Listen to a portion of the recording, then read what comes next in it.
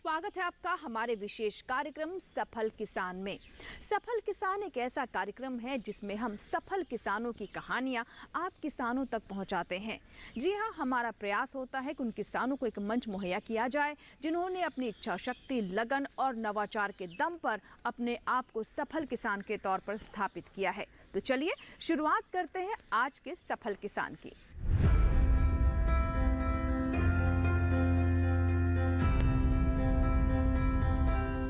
सफल किसान में आज की हमारी पहली कहानी है एक सफल जोड़ी की, और ये जोड़ी है दो दोस्तों की जिनका नाम है अकमल और इकबाल।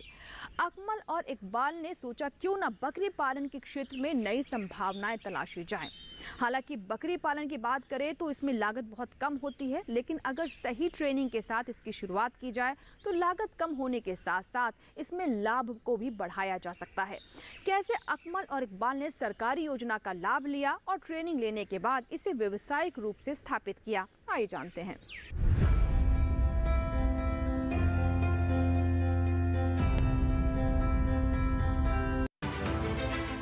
कृषि और पशुपालन एक दूसरे के समानांतर चलने वाले व्यवसाय है। हालांकि दोनों ही व्यवसाय के लिए वक्त और मेहनत की जरूरत होती है। ऐसे में छोटी छोटी जानकारी भी बड़ा लाभ दे सकती है। ऐसी ही मेहनत की दास्तां बयां कर रहा है उत्तर प्रदेश मथुरा का ये बकरी फार्म। मोहम्मद इकबाल और अकमल ने अपने 12 सालों की कड़ी मेहनत से इस फार्म को तैयार किया है। इतना ही नहीं, आज ये दोनों नए व्यवसायियों को प्रशिक्षित करने का काम भी कर रहे हैं। बकरी पालन इकबाल का पुश्तैनी व्यवसाय रहा है, वहीं अकमल पहले मछली पालन के व्यवसाय से जुड़े थे। अकमल आजमगढ़ के रहने वाले गरीब परिवार से है। शुरू से ही अपना कोई व्यवसाय करना चाहते थे। बीएससी करने के दौरान अकमल को बकरी पालन की जानकारी मिली। इससे होने वाले लाभ को जानकर अकमल इस व्यवसाय से जुड़ना चाहते थे। पढ़ाई के दौरान ही अकमल ने छोटे स्तर पर बकरी पालन शुरू कर दिया। वहीं इकबाल की पारिवारिक स्थिति भी ठीक नहीं थी। इस वजह से इकबाल पढ़ाई ना कर सके और इकबाल ने अपने पुश्तैनी धंधे बकरी पालन को आगे बढ़ाने की सोची और इसी में अपना समय देने लगे। दो अलग अलग इंसान, लेकिन दोनों का लक्ष्य एक ही था। इसी लक्ष्य ने इकबाल और अकमल को मिलाया। आज दोनों को साथ काम करते हुए करीब 12 साल हो गए हैं। इस दौरान दोनों ने कई उतार चढ़ाव देखे, लेकिन हर साल कुछ बेहतर करने की चाह ने इन्हें इनके मुकाम पर पहुंचाया।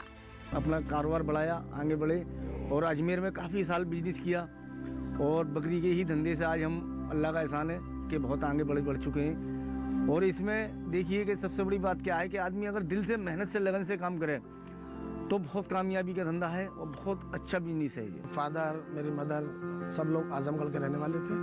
मेरे पापा एएमयू में पढ़ते थे।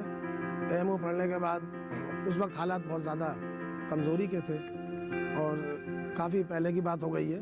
उसके बाद उन्होंने यहाँ पर आने के बाद वहाँ से एएमयू से अलीगढ़ में उन्होंने काम करना शुरू किया और मछली व्यवसाय से जुड़े हुए स्टार्टिंग में। तो मैं जब बीएससी में था तो मुझे इस काम को शौक लगा करने का, तो शौक में मैं 7-8 बकरियां ले करके आया और धीरे धीरे वो काम आपकी दुआ से, आपके आशीर्वाद से आज काफ़ी बड़े पैमाने पर हो गया है। शुरुआत में जानकारी के अभाव में इन्हें कई बार नुकसान उठाना पड़ा। कई बार बीमारियों के कारण इनकी बकरियां मर जाती थी, लेकिन धीरे धीरे जानकारी हासिल की और पशुपालन के सबसे अहम हिस्से टीकाकरण को समझा, जिससे पशुधन में होने वाली हानि में विराम लगाया जा सके। इससे इनका व्यवसाय रफ्तार पकड़ने लगा।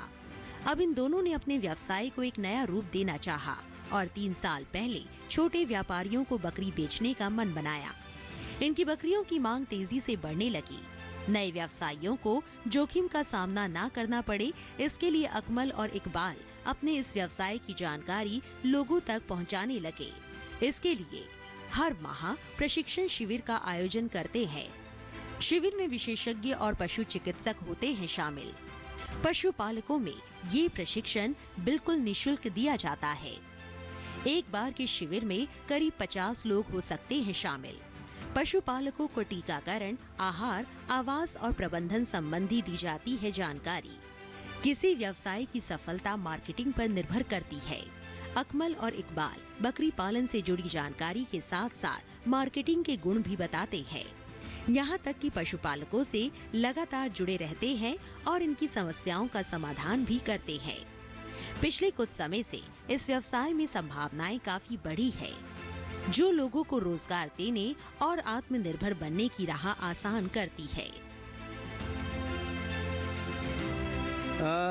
12-13 साल हो गए हम दोनों को पार्टनरशिप में काम करते हुए, और इंशाल्लाह हर साल हम एक नया बेहतर से बेहतर करते जा रहे हैं। ये जितना ही हमारी ज़िंदगी में उतार आए उतना ही रिश्ता हमारा मजबूत होता गया, और आज इंशाल्लाह हम सगे भाइयों से ज़्यादा मिलके काम कर रहे हैं और कारोबार कर रहे हैं, और दूसरों को फ़ायदा पहुंचाने की कोशिश करते हैं, क्योंकि हमसे जितना किसी का फ़ायदा हो जाए। वैक्सीनेशन की नॉलेज ना होना स्टार्टिंग में मुझे खुद नहीं थी, लेकिन जब मेरा थोड़ा बहुत नुकसान हुआ तो मैंने उस चीज़ को सीखा। और जिस तरीके से हम इंसानी बच्चों को डॉक्टर पैदा होते ही BCG का टीका लगा देता है और 10 साल की उम्र तक लगता है, तो वैक्सीन लगना ज़रूरी है कि ताकि उसकी बॉडी में एंटीबॉडीज़ पैदा हो जाए, बीमारी भयंकर से भयंकर आए वो टक्कर ले जाए। इसी तरीके से इनमें कुछ वैक्सीन लगना बहुत ज़रूरी है। इसके साथ 10 तरह के कारोबार जुड़े हुए हैं, तो एक चेन बनी हुई है जो लोगों को रोज़गार देने में बहुत अहम रोल अदा करती है।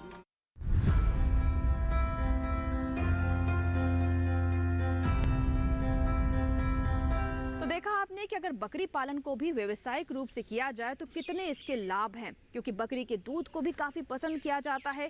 इसमें कई पोषक तत्व होते हैं जिसकी वजह से इसके अच्छे दाम भी प्राप्त होते हैं। इसी के साथ यहाँ वक्त एक छोटी सी ब्रेक का, कहीं मत जाइएगा, सफल किसान जारी है।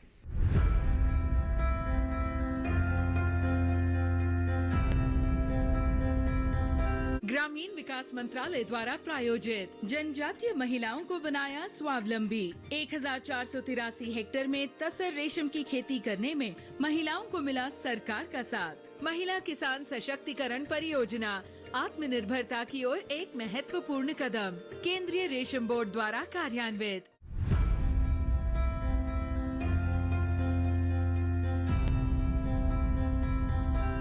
ब्रेक के बाद एक बार फिर आपका स्वागत है। आप देख रहे हैं सफल किसान। इस भाग में अब हम आपकी मुलाकात करवाने वाले हैं उत्तराखंड के सफल किसान संजय चमोली से। संजय चमोली ने मशरूम खेती को अपनाया। इसके पीछे वजह ये थी कि मशरूम की लगातार हमारे देश में मांग बढ़ती जा रही है, और इस मांग को उन्होंने समझते हुए ये फैसला लिया। इतना ही नहीं, संजय चमोली ने जहां खुद मशरूम की खेती को अपनाया, वहीं महिलाओं को भी वो इसकी ट्रेनिंग दे रहे हैं ताकि महिलाएं भी आत्मनिर्भर हो सके और आर्थिक रूप से मजबूत हो सके। तो आइए देखते हैं संजय चमोली की कामयाबी की कहानी।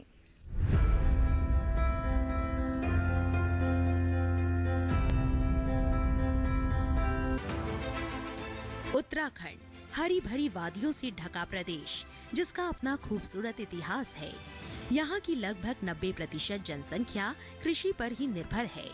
यहाँ के ज्यादातर किसान पारंपरिक खेती करके अपने परिवार का भरण पोषण करते हैं। हालांकि कभी कभी ऊपर से सही उत्पादन मिलना मुश्किल होता है। ऐसे में किसान परिवार की जरूरतों को पूरा करने में असहाय हो जाते हैं। ऐसी ही समस्या का सामना कर रहे थे देहरादून के देवीपुर गांव के किसान संजय चमोली। संजय ने पारंपरिक खेती से हटकर खेती करने का विचार बनाया और इसी कड़ी में मशरूम की खेती की शुरुआत की। जैसे गेहूं की फसल या गन्ने की फसल हम करते हैं या धान की फसल करते हैं, तो कोई भी फसल उगाने में 4 से 5 महीना लग जाता था उसको सेल करने में। जो उसका मनी, जो पैसा आता था मार्केट से हमारे पास, तो 6 महीने उसके जो बीच का दायरा होता था हमारे लिए ज़रा दिक्कत भरा होता था। बच्चों की फीस भरना है, दवाई का निकल जाए इस तरह से। तो इसलिए फिर हमने सोचा कि कुछ ऐसा काम किया जाए जिससे हमें रेगुलर मंथली इनकम आती रहे। लहलहाते और हरे भरे खेत किसे नहीं भाते, लेकिन आय में इजाफा करना हो तो कुछ हटकर ही सोचना पड़ता है। देवीपुर के संजय चमोली ने भी पारंपरिक खेती के साथ साथ मशरूम की खेती करने का विचार बनाया। इस काम को सही तरीके से करने के लिए उन्होंने गांव की महिलाओं का समूह बनाया। बेहतर परिणाम मिले इसके लिए बाकायदा मशरूम उत्पादन का प्रशिक्षण लिया। साथ ही समूह की सभी महिलाओं को भी प्रशिक्षित किया। इसमें संजय के 2 उद्देश्य छिपे हुए थे, जिसमें आय तो बढ़ाना ही था, साथ ही महिलाओं को आत्मनिर्भर बनाना शामिल था। हालांकि ये काम इतना आसान नहीं था। महिलाएं शुरू में घर से बाहर निकलकर काम करने में संकोच करती थी, लेकिन जल्दी ही महिलाओं ने इस बात को समझ लिया और अभियान का हिस्सा बन गई। और आज 16 महिलाओं का समूह साथ काम करके मुनाफा कमा रहा है। 2018 में हमने स्टार्ट किया था इसकी ट्रेनिंग। पहले हमने इसकी ट्रेनिंग ली थी। जितनी भी हमारी एसएचजी ग्रुप में जितनी महिलाएं सबने इसकी ट्रेनिंग ली, क्योंकि बिना ट्रेनिंग के कोई भी काम करना मुझे लगा कि अपना पैसा ही बर्बाद करना होगा। इसकी पूरे प्रॉपर इसकी ट्रेनिंग लेकर फिर हमने इसको आगे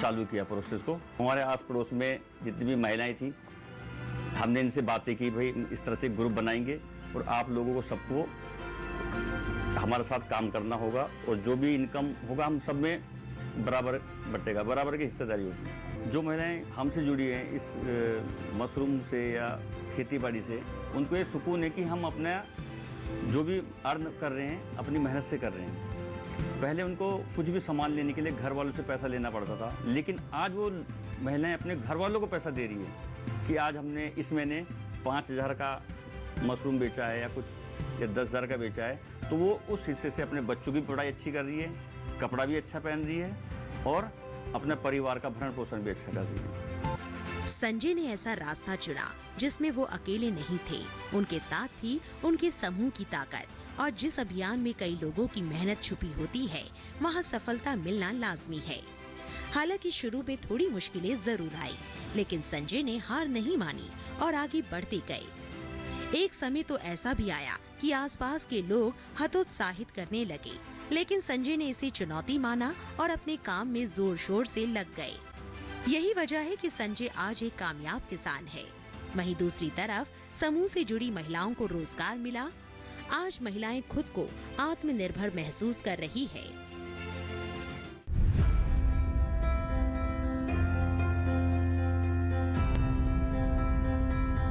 तो ये थे हमारे आज के सफल युवा किसान संजय चमोली। जाना आपने कि कैसे वो अन्य महिलाओं को भी ट्रेनिंग दे रहे हैं। वाकई में अगर युवा कुछ करने की ठान ले तो देश के भविष्य को और बेहतर तरीके से निखारा जा सकता है। इसी के साथ यहाँ वक्त एक छोटी सी ब्रेक का, कहीं मत जाइएगा, देखते रहें हमारा विशेष कार्यक्रम सफल किसान।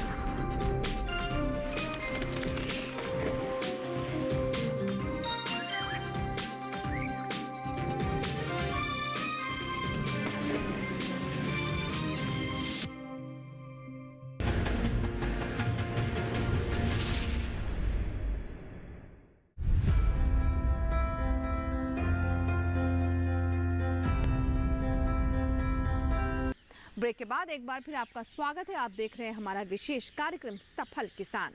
सफल किसान के इस अंतिम पड़ाव में अब हम आपकी मुलाकात करवाने वाले हैं मेरठ के युवा किसान अजय त्यागी से, जिन्होंने समझ लिया है कि आज का दौर प्राकृतिक खेती का दौर है। इससे न सिर्फ आप मिट्टी की गुणवत्ता को बेहतर कर सकते हैं, बल्कि पर्यावरण के प्रति भी अपनी जिम्मेदारी निभाते हैं। और अगर हमारे युवा अपनी जिम्मेदारी को समझ ले तो जाहिर सी बात है कि कृषि के क्षेत्र में नई क्रांति आ सकती है। कैसे अजय त्यागी प्राकृतिक खेती को अपना चुके हैं और अन्य किसानों को भी प्रेरित कर रहे हैं, आइए जानते हैं।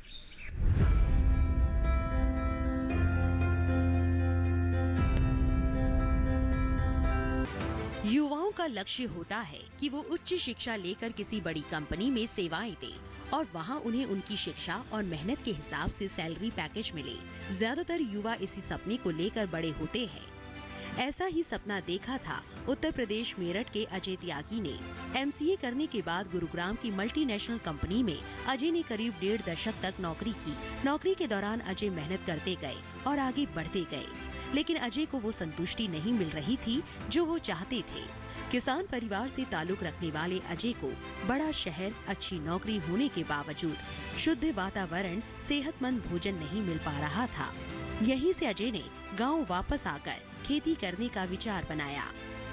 मैंने करीब 1.5 दशक तक एक टॉप MNC में काम किया और जब मैंने ये काम छोड़ा तो मैं जनरल मैनेजर ऑपरेशन था। काम कर रहा था, सब कुछ अच्छा था, बहुत सीखने को था, बहुत पैसा था, बट जितना मैं इसमें अंदर जा रहा था उसमें ये लग रहा था मुझे कि कहीं ना कहीं अच्छा खाना और अच्छी जलवायु आसपास वो कम होती जा रही थी।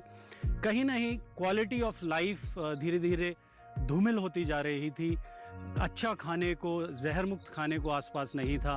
तो मैं जितना इसके बारे में सोच रहा था, मुझे ये आइडिया हो गया कि ये मेरे अकेले की प्रॉब्लम नहीं है और मेरा सबसे जो बड़ा मुद्दा था वो अपने घर वालों को समझाना था, अपनी फैमिली को ये कन्विंस करना था कि मैं इतनी अच्छी नौकरी छोड़ के आ रहा हूँ और अगर मैं ये बोल देता कि मैं डेयरी कर रहा हूँ तो और भी ज़्यादा मेरी मुसीबतें बढ़ सकती थी। तो मैंने डिसाइड किया कि अभी डेयरी को बैक बर्नर पे रखते हैं और ऑर्गेनिक फार्मिंग शुरू करते हैं। अजय के इस निर्णय ने परिवार को चौंका दिया। 2015 में अजय ने नौकरी छोड़ कृषि का रुख किया। अजय के इस निर्णय में 2 समस्याएं आ रही थी। पहली तो परिवार वालों को कैसे मनाया जाए और दूसरा कृषि में नया क्या किया जाए। काफी रिसर्च करने के बाद अजय ने जैविक खेती करने का निर्णय किया। अजय के इस फैसले में परिवार ने हामी भर दी और शुरू हुआ खेती का सिलसिला। ये डिसीजन मेरे लिए इसलिए भी आसान था क्योंकि हमारी पैतृक ज़मीनें थी, हमारे पास एक्सपर्टीज़ थी क्योंकि पापा ने भी इनिशियल डेज पे खेती की थी और चाचा अब तक खेती कर रहे थे। तो मुझे ये था, एक्सपर्टीज़ है, इंफ्रास्ट्रक्चर है, मुझे सिर्फ थोड़ा सा नवीनीकरण लाना है, थोड़ा सा रेवोल्यूशन लाना है जिस तरीके से चीज़ें चल रही हैं, और अलाइनमेंट अपने घर वालों का करना है। अजय जैविक खेती अपनाकर आज अपने खेतों में मौसमी सब्जियां, अनाज, कई तरह के फल, मसाले उगाते हैं और उन्हें प्रोसेसिंग करके मार्केट में बेचते हैं। उनके इस काम में उनका भाई वासु बराबरी में सहायता करता है। अजय उत्पाद की मार्केटिंग और सेल्स देखते हैं तो वासु पैकेजिंग और डिलीवरी देखते हैं। अजय अपनी फसलों से 60 से ज्यादा तरह के उत्पाद बेचते हैं। खेती में नुकसान की आशंका को कम करने के लिए अजय फसल चक्र अपनाते हैं। अजय मानते हैं कि फसल खुद फसल का बीमा करती है। मल्टीलेटर खेती में अगर एक फसल खराब हो जाती है तो दूसरी फसल उस नुकसान की भरपाई करती है। इसके साथ अजय इस बात का भी ध्यान रखते हैं कि बाजार में किन उत्पादों की मांग ज्यादा है। इसी को ध्यान में रखकर अजय काले धान की खेती कर रहे हैं, जिसे वो 350 रुपए प्रति किलो के दाम पर बेचते हैं। अजय की ये प्रयास दूसरे युवा किसानों तक पहुंचे, इसके लिए अजय प्रशिक्षण भी देते हैं। इस दौरान अजय बफर जोन के लाभ के बारे में भी बताते हैं।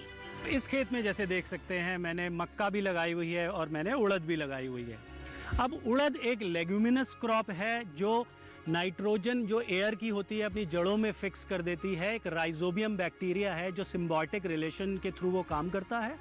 अब हो क्या रहा है कि आपको फ्री में नाइट्रोजन मिल रही है इस खेत में, और यही जो आपकी मक्का है उसको यूज़ करके आपको प्रोडक्शन दे रही है। तो ये कंपेनियन क्रॉप की तरह काम करते हैं, एक दूसरे से लड़ते नहीं हैं, एक दूसरे की पूर्ति करते हैं। तो आप देखेंगे कि जब इस तरीके से आप 2 या 2 से ज़्यादा क्रॉप चुनेंगे अपने खेत के लिए तो आपका प्रोडक्शन तो बढ़ेगा ही, आपकी सॉइल की फर्टिलिटी भी बढ़ेगी। बफर जोन के तहत खेत के चारों ओर ऐसे पौधों को लगाया जाता है जिससे पक्षी, कीट और पतंगे आकर्षित हो और फसलों से बेहतर उत्पादन मिले। नौकरी छोड़कर खेती से जुड़ना अजय के लिए लाभदायक साबित हुआ और ये संभव हो पाया अजय के मजबूत इरादों और मेहनत से।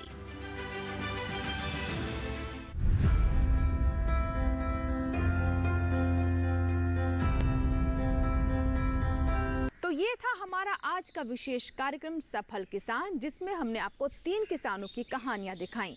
आशा करते हैं कि उनके जीवन से हमारे अन्य किसान भी ज़रूर कुछ न कुछ सीख लेंगे और वो भी बन जाएंगे सफल किसान। अगले अंक में नई कहानियों के साथ फिर होगी आपसे मुलाकात। तब तक आप बने रहें दूरदर्शन किसान के साथ। नमस्कार।